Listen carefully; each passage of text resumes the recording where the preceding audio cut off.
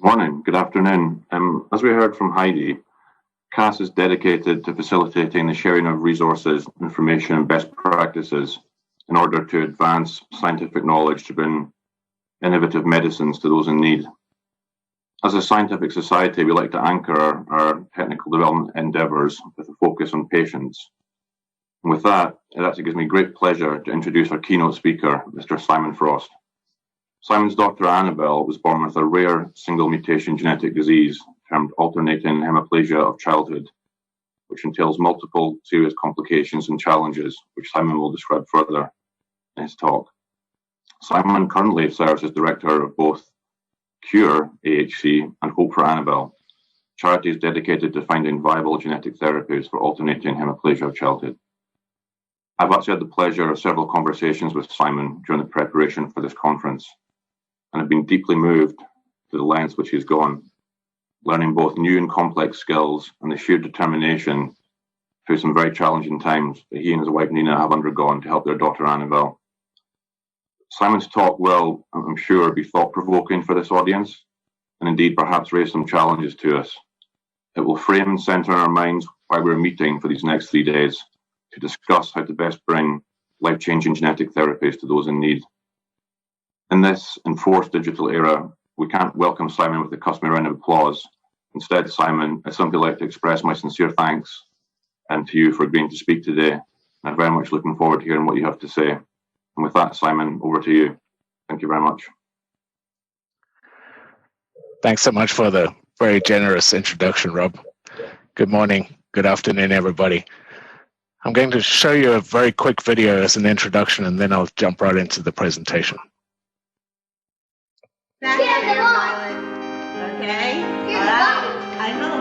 Annabelle is my 3.5-year-old daughter. She is a wonderful, happy little kid. Annabelle, when she was born, just a couple of months after being born, was diagnosed with epilepsy after having what looked like a seizure.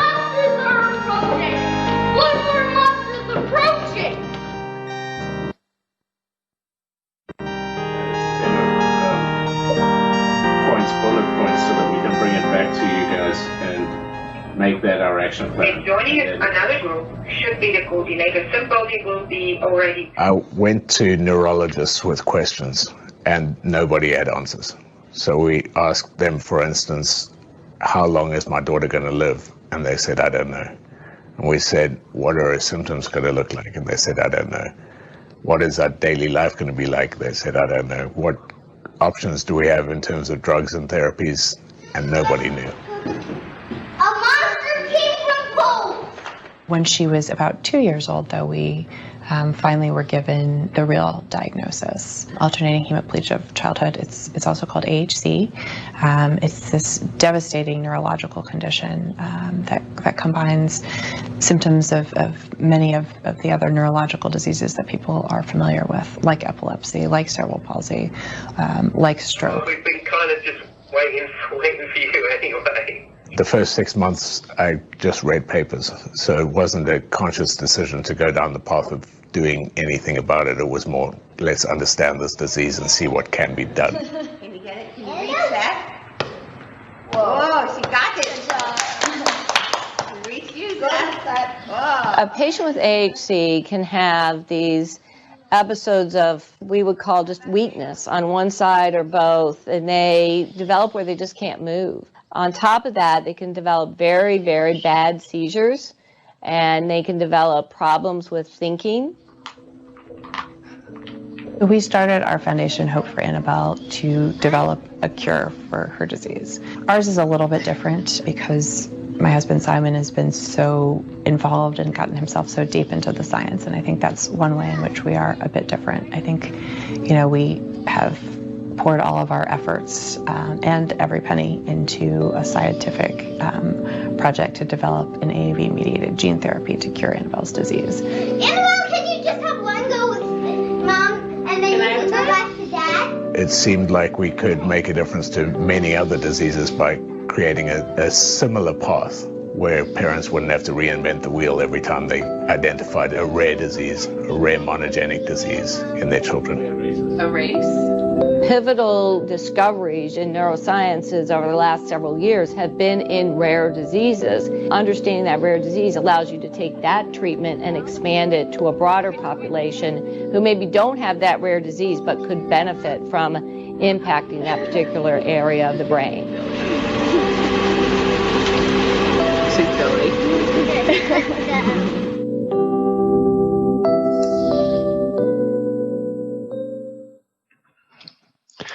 Hello, I'm Simon Frost, and I'd like to talk to you about the vastness of the universe.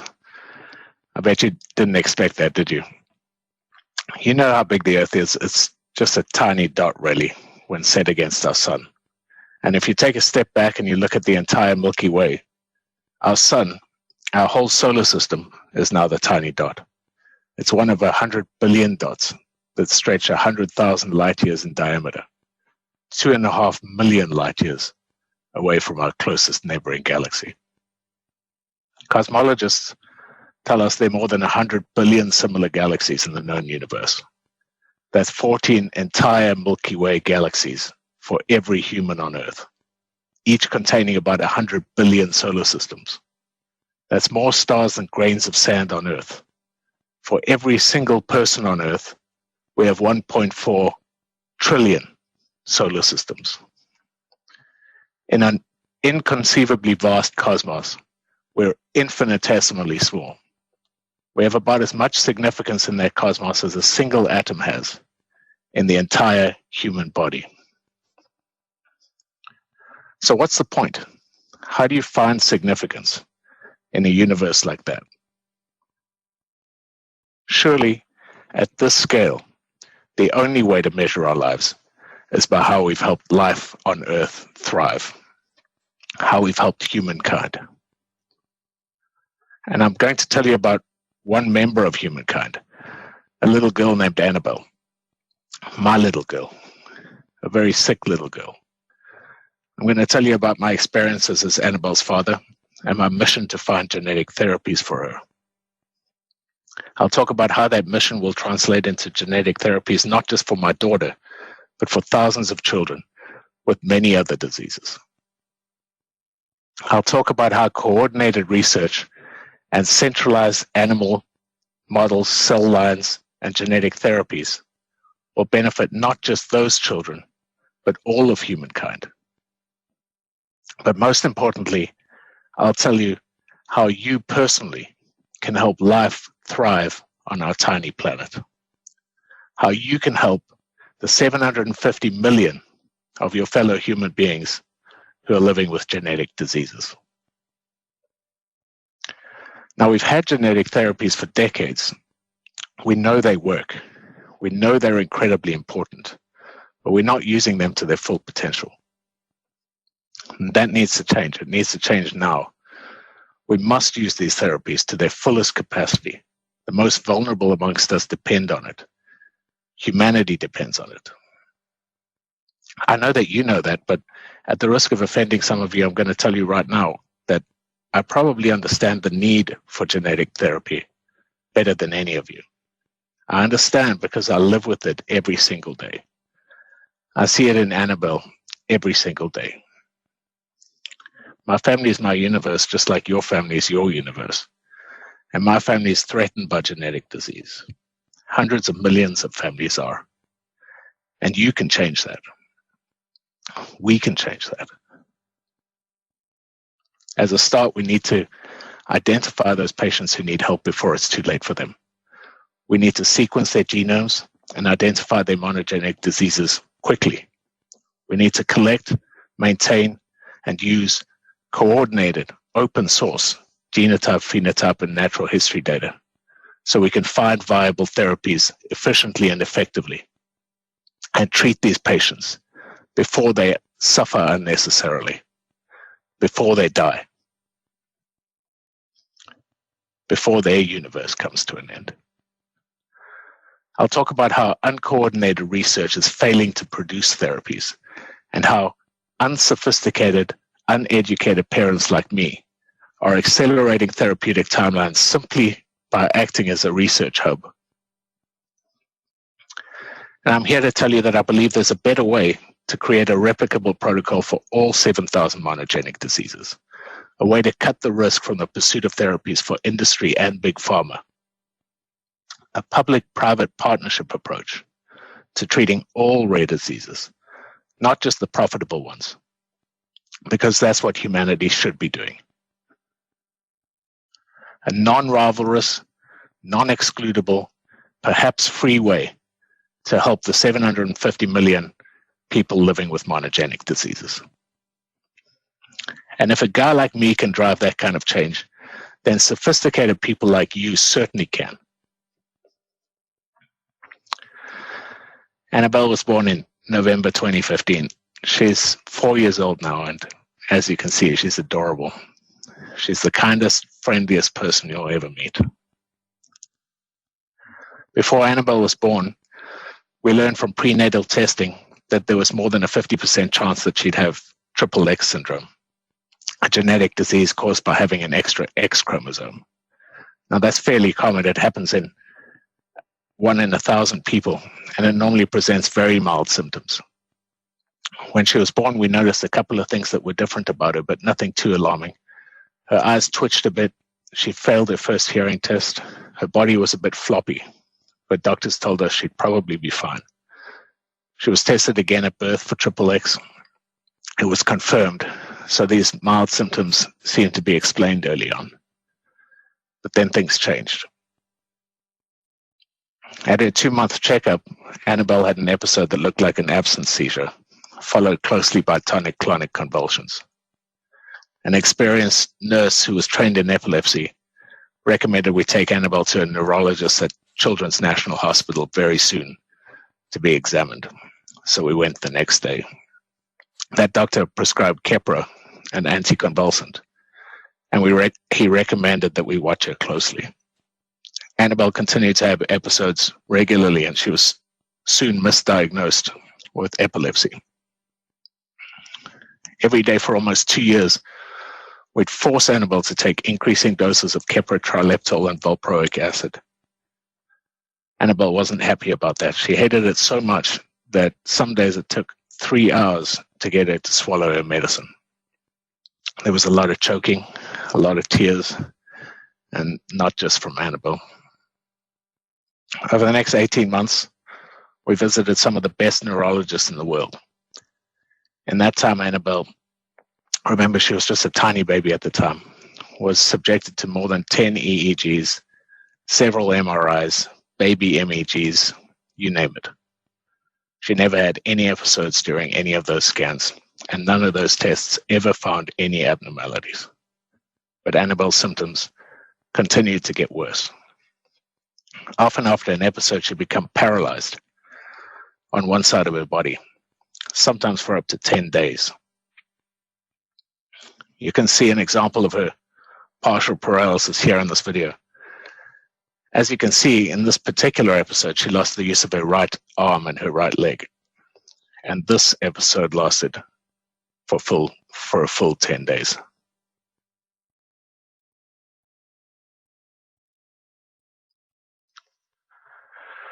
These episodes of paralysis were very alarming for our doctors. We did all sorts of emergency tests for stroke and other serious conditions of the brain. The word frustrated doesn't even begin to describe how we felt. Thankfully, all of our tests came back normal, but it just left us even more confused. The doctors thought the episodes must be associated with her triple X syndrome, and they chalked up the paralysis to something called Todd's paresis, which is a form of weakness associated with seizure and typically returns to normal within 48 hours. Eventually, we caught 4 very bad episodes on a take-home EEG and on video. We were excited. This was something. We time-stamped the episodes, hoping and almost knowing that we would finally catch something on the EEG that would give us a better way to treat Annabelle. Nothing. Not a single out-of-place blip. We flew up to Boston Children's Hospital to visit our lead neurologist, Dr. Philip Pugh. Now, Dr. Pugh is a highly intelligent, highly experienced man who leads the neurology and the epilepsy teams at both the hospital and at Harvard Medical School.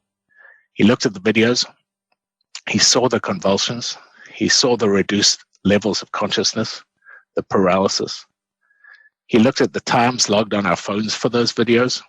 He compared them to the timestamps on the EEG. He called over other neurologists to look at the findings. They all knew instantly it wasn't epilepsy. Unfortunately, they didn't know what the heck it could be. I remember Dr. Pearl scratching his head and saying, you know, I was recently at a keynote speaker at a conference where a friend presented clinical cases of alternating hemiplegia of childhood. Annabelle's symptoms appeared similar, but this disease, AHC, is incredibly rare. It only affects 1 in a million people. It seems statistically far more likely that Annabelle's symptoms were caused by XXX. Dr. Pearl told us that 75% of AHC patients have a genetic mutation in a gene called ATP1A3. So he ordered the genetic tests, and we started the standard 2-month wait for the results. Now, 2 months in normal time is quite a while, but when you have a sick child, believe me, 2 months is an eternity. I decided that for my own sanity, I needed to do something. So I started researching AHC on the plane ride home. While we waited, my wife Nina and I watched a documentary about AHC. It was called Human Time Bombs. As a parent, I might have suggested a more subtle title. Doctors and parents in the documentary described AHC as a bomb that you know is going to go off. You just don't know when. Children can have severe episodes at any time. With one of these bad, unexpected episodes, they can go from walking and talking to a bedridden state forever. Or they can simply die. What alarmed us most, though, was that the children we saw on the screen looked exactly like Annabelle.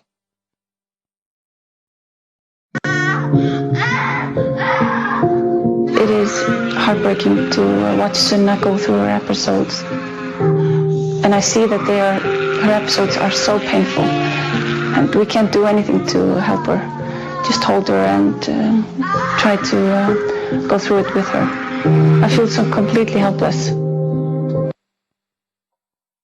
Those children had the same twitching eye movements as Annabelle, the same convulsive episodes, the same episodic loss of consciousness, the same paralysis, what became the same painful episodes of dystonia.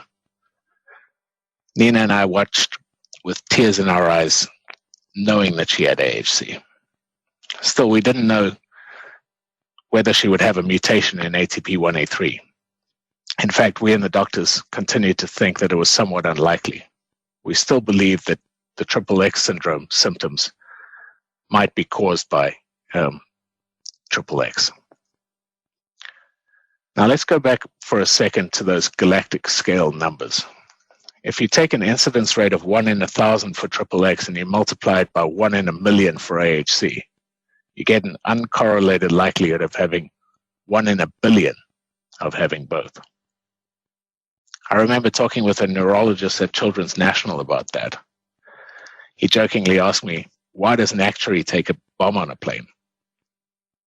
Because the odds of having 2 bombs on the same plane are very, very small. Unless you're on your way to an actuaries conference.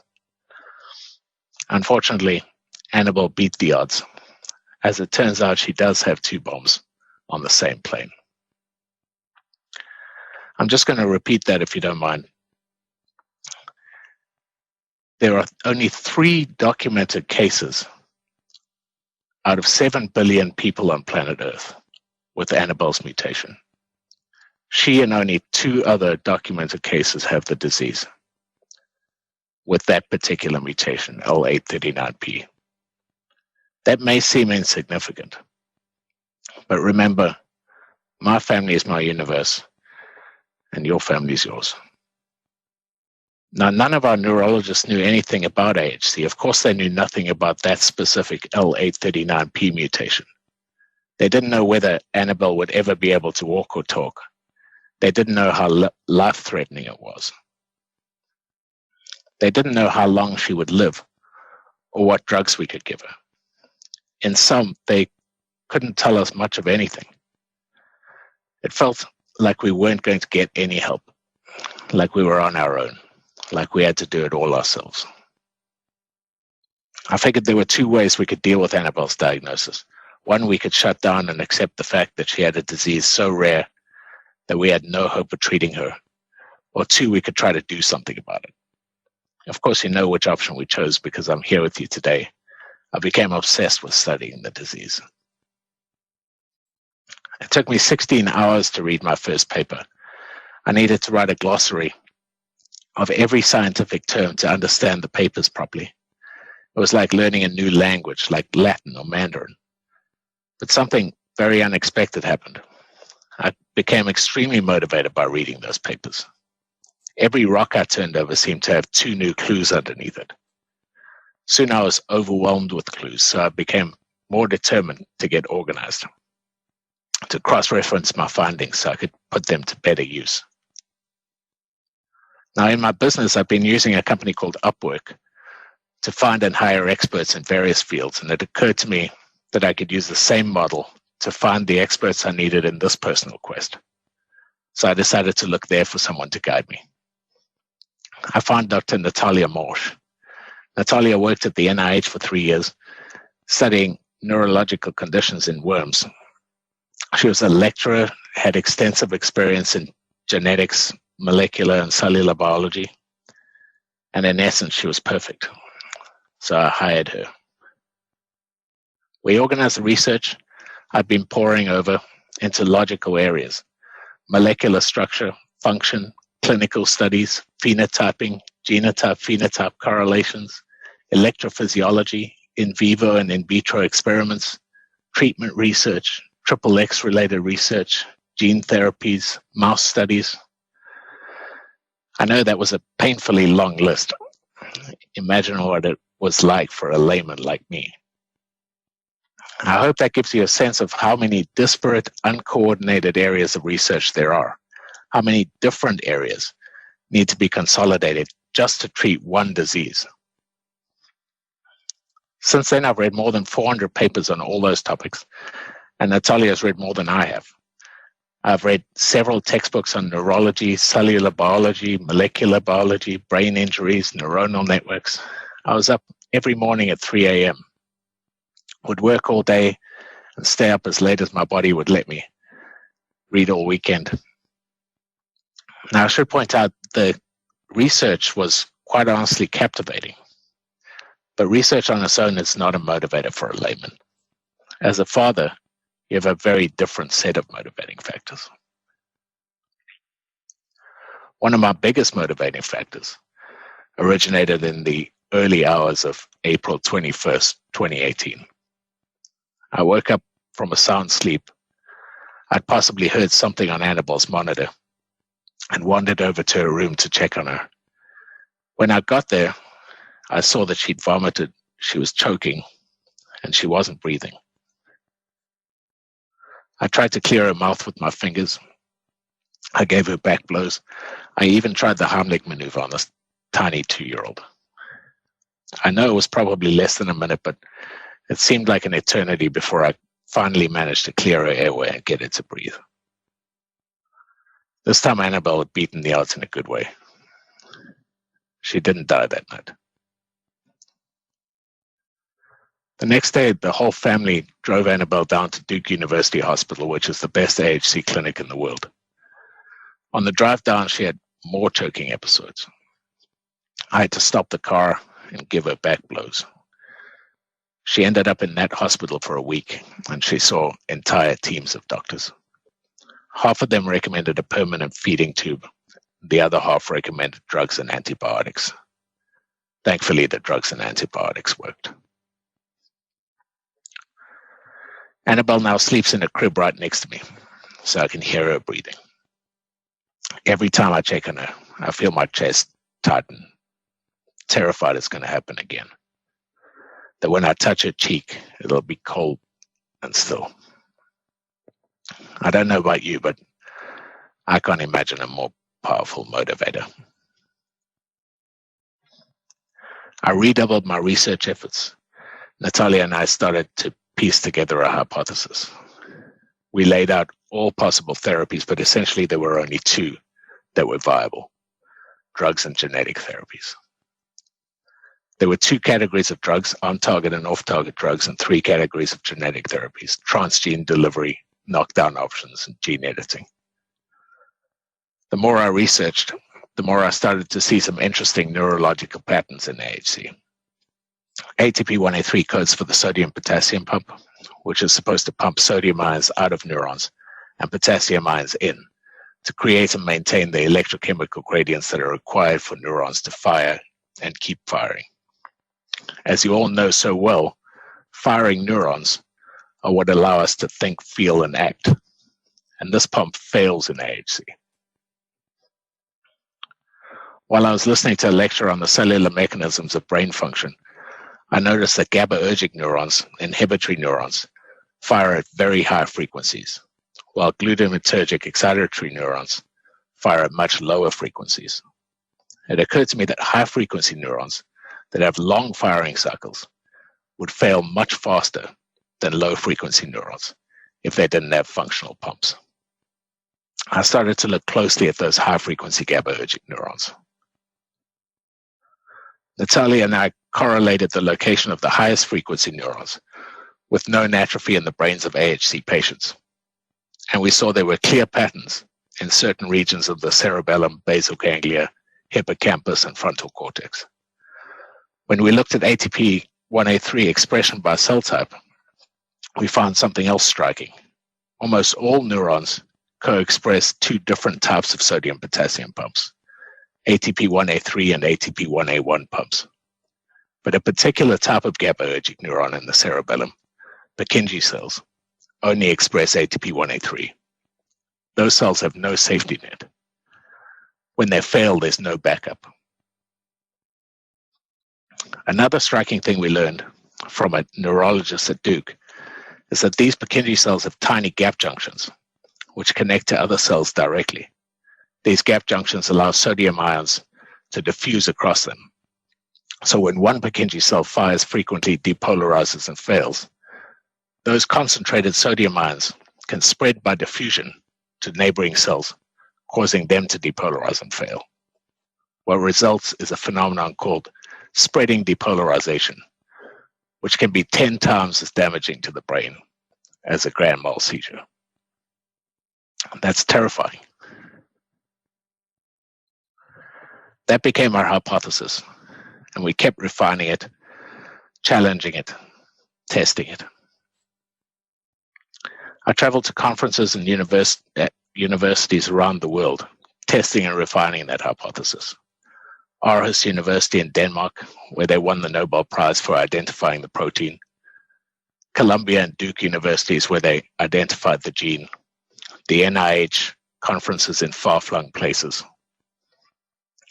If we could stop Purkinje cells and other high-frequency parvalbumin-positive GABAergic neurons from failing, perhaps we could prevent spreading depolarization, brain atrophy, and those so-called human time bombs. So after everything we'd learned, after all the data we'd gathered, and all the people we'd talked to, we were left with one very simple question. How the fuck do we do that? Well, as it turns out, we already have a tool. We already have a very well-established, highly successful, 20-year-old tool that not enough people know about, that not enough people are using, that all of you know as AAV-mediated gene therapy. As you know, it's been used by several well-funded, sophisticated foundations to effect either highly significant therapeutic results or literally to cure patients. You've seen the results with your own eyes, but here are some videos that help illustrate it. The FDA just approving Novartis' gene therapy for the rare and devastating childhood disease spinal muscular atrophy. A cutting-edge clinical trial has made huge strides in efforts to cure sickle cell anemia. We have news tonight about a remarkable new treatment for blindness that involves gene therapy. As you know, several diseases have used genetic therapies successfully. Here's an example from the NIH of AAV-mediated gene therapy in action.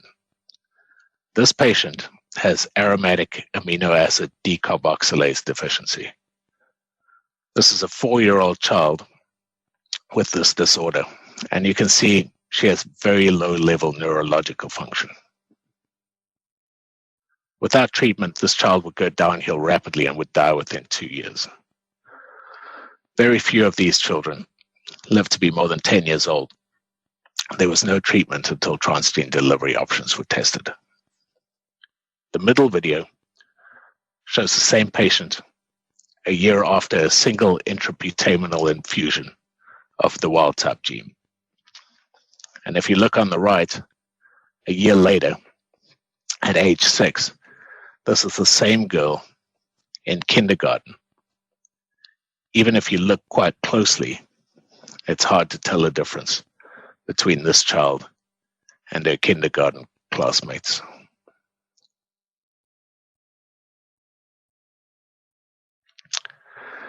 As you know, transgene delivery is actually very routine for certain scientists now, and very routine for a handful of sophisticated foundations. But it's virtually unheard of for most people living with monogenic diseases. We had to reinvent the wheel to figure out that we could use it too. Now, at the risk of being overdramatic, I believe humanity's failed miserably when a 20-year-old proven therapy is not being widely used. But you can change that. We found that by reinventing the wheel, we could package the coding DNA of ATP1A3 into a benign virus that had been beautifully engineered to deliver it exactly where it was needed. We found that we could increase the chances of delivering it to the neurons that needed it the most, those high-frequency GABAergic neurons, by injecting it into the spinal fluid, into the cisterna magna, right next to the cerebellum, right next to Purkinje cells. All we needed to do was design the genetic sequences, package the virus, and inject it into mice to test for a behavioral rescue. Piece of cake. The first two goals actually turned out to be easier than we could have hoped. We found the experienced scientists quickly, and the design of the construct of our viral vectors was fairly routine. It was also very easy to find labs to produce sufficient high-quality, high-titer vectors for our needs. From all of our reading, we knew that there were already at least 6 different mouse models of AHC, harboring different mutations. But what turned out to be the hard part was getting the bloody mice. Even though there were 6 different models, only 3 of them were well enough studied and phenotyped and relevant enough to the human condition for us to test for our therapies. One of them harbored the D801N mutation, the most common mutation in AHC, accounting for about 40% of patients. Amazingly, the university that produced and phenotyped that mouse, the university that shared that mouse with other labs in the past, decided that our desperate, layman, parent-led research was duplicative to their efforts, and therefore they wouldn't share that mouse or cooperate with us in any way. They knew that our children relied on them. They knew we were a community-led initiative. It didn't matter. They wouldn't give us a single straw of sperm from a single male mouse that would have saved us a year of time. When you're sitting with a 4-year-old little girl, that year is a quarter of her life. When that child's a human time bomb, that year could quite literally be the difference between life and death. That's why I'm here today, to tell you there's a better way. And I'm here to tell you that it's not that hard to achieve. If untrained parents with day jobs can do it, as they've done with so many other diseases. Surely large public institutions like the NIH can act as a similar research hub. Surely we can create repositories of AAV-mediated gene therapies, antisense oligonucleotides, and other knockdown options, gene editing tools. Surely we can centralize genome data, deep phenotype data, natural history data, and apply big data analytical tools. Surely we can centralize mouse models and cell lines and test all 7,000 monogenic diseases using plug-and-play tools like AAV vectors. It's not just to help people who are suffering. It helps the industry itself. If we can position this as a public good, we can deliver proof-of-concept therapies to industry participants on a silver platter. By getting to proof-of-concept stage as a public initiative, we can make therapies for rare monogenic diseases cost-effective by proving their effectiveness, eliminating costly R&D, and taking the risk out of production for pharma. We can create replicable protocol for foundations to follow that'll establish partnerships with private companies to produce therapies quickly for their diseases. The ultra-rare ones, the unprofitable ones, the ones that only affect one person in a billion. Like Annabelle, like my daughter. Because every person is one in a billion, and together there are 750 million people living with monogenic diseases. You can help those 750 million people today and countless others tomorrow. You and I can do that. It needs to be done now. We're at an unprecedented point in human history where we've been able to identify genetic misspellings and rectify the genetic code. We have relatively cheap access to genotyping, to mouse models, to cell lines. We have the massive computing power we need to perform complex studies of big data. We have so many types of successful and safe genetic therapies. We just need to use them. Unfortunately, these genetic therapies still belong to the elite, the intellectual elite, the financial elite. These therapies need to belong to the many, the millions who are afflicted, our daughters, sons, brothers, sisters, mothers, fathers, everyone who's struggling with life.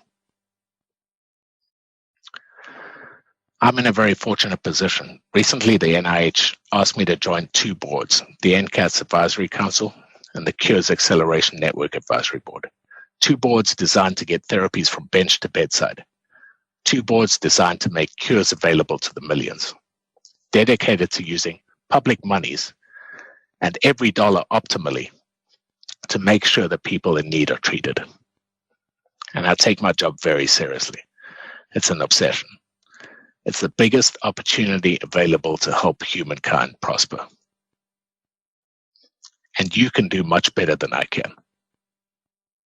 You can create practical advances in genome sequencing, data gathering, analysis to eliminate the diagnostic odyssey that so many families face, that my family faced.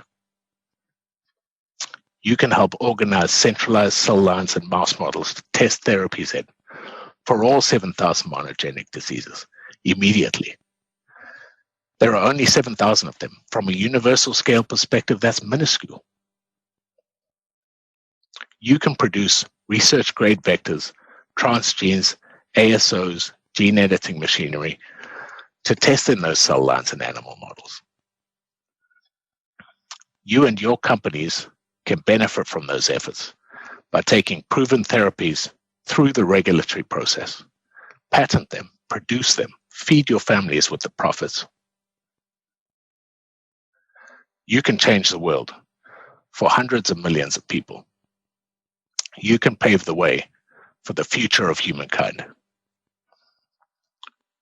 Right now, it takes untrained parents to act as the hub, to drive therapies to conclusion by reinventing the wheel, part-time, through pain, through fear, through sleepless nights, through dying children. If we accountants, housewives, real estate agents could do it, if we can act as a hub, consolidate information, formulate a plan, do the experiments, work through the regulations, design and execute clinical trials, then the NIH and you can accomplish so much more.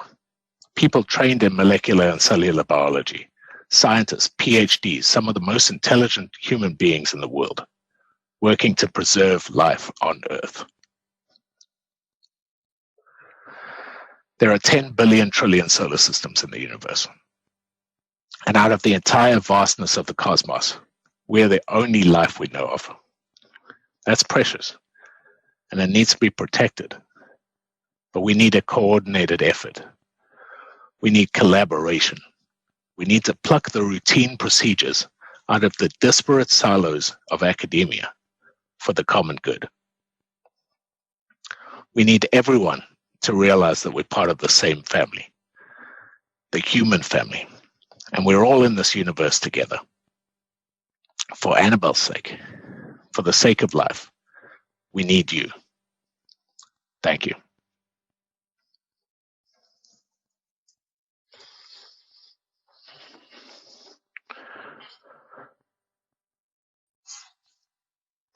Yes. Thank you very much, Simon, for this talk. This was very moving, and thank you for sharing Annabelle's story with us. It gives us quite some perspective to the work that everyone participating in the symposium is actually doing to help families like yours, and hopefully more and more patients. There's one question that I have for you, and that's maybe at the top of everyone's mind, is that, as you mentioned, a lot of those genetic diseases are very rare, and you've been working with the NIH. So have you been in contact with maybe the broader, regulatory agencies that basically approve those therapies and make them available to people? And had, through your discussions, have you had any positive feedback as to how we can make that available to people with ultra rare genetic diseases? And I'm especially thinking of Annabelle's case, where you have 3 patients on the planet, and how is that? And if you've made any progress on that front. Yeah, so thank you, Francis, for that question. I've been lucky enough to be able to talk with parents of other children with rare monogenic diseases, just like Annabelle has, and with the NIH, with all levels of the NIH, and have been getting quite deep into the programs that they're establishing to try to treat the ultra-rare diseases amongst these monogenic diseases, and also other regulatory bodies that are trying to accelerate the regulation of gene therapies, whether it's knockdown options, transgene delivery, or gene editing. But obviously there needs to be a fine line that's walked between risk and opportunity. And the risk at the moment, obviously, gene editing, I think, is the easiest example, is inordinately high for us to be using it in human beings at this point, but showing incredible promise as we step forward into that life-changing realm. So I think that, yes, I have had the opportunity to speak with various people. I think risk at the moment is the highest priority for the FDA and the many of the programs at the NIH. But there is accelerating groundswell of folks that need and want these therapies to be tested, at least tested in mouse models and animal models, mouse models and cell lines, to see whether or not we can effect a therapeutic outcome. And that's really what I'm advocating. I'm advocating for us to figure out a way that we can get through that proof of concept stage quickly, so that we can figure out whether or not these therapies might work in humans, and then take it to that level. Okay. And I have a couple of questions from the audience. I think we'll take one more. but what has been the most surprising aspect when trying to develop gene therapy from your perspective, like either positive or challenging? So I think I outlined the most challenging thing, and that is lack of cooperation.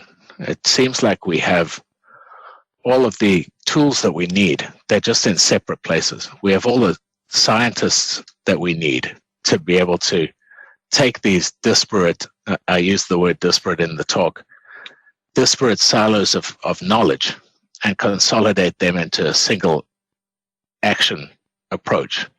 We're just not doing it. We're not taking these from bench to bedside. And that's been the most surprising negative side. On the positive side, though, I've been surprised by just how many people are thinking about this problem. It's a very challenging problem, but it's a logistics problem. It's not a scientific problem necessarily. We have tools.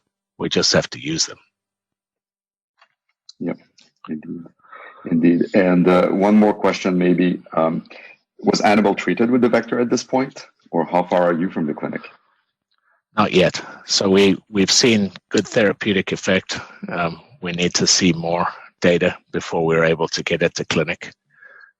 Obviously, she would be very much in line for that as quickly as we can give it to her. There are more challenges. I mentioned the XXX syndrome that she has. We're going to need to do quite a lot of work to be able to prove that her symptoms are associated with AHC and not XXX, and how that therapeutic result might be affected by AAV-mediated gene therapy as a start.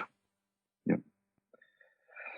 Okay, so I think we're up with our time. So I want to thank you again, Simon. It was a very truly inspiring talk, and I'm joining like everyone at the symposium to thank you to have come here to talk to us this morning and share this story. I mean, it puts a lot of perspective on the work that everybody in this audience is actually doing every day to help families like you. And I wish you all the best and very much luck to you and to Annabelle and your whole family. Thank you, Francis, and thank you so much to everybody that has devoted their lives to these efforts. It's amazing what you're doing. You are changing the world. It may not feel like that every day when you're sitting in your lab, but that's what you're doing. And you're making a huge difference to lives of people living with monogenic diseases. Thank you very much.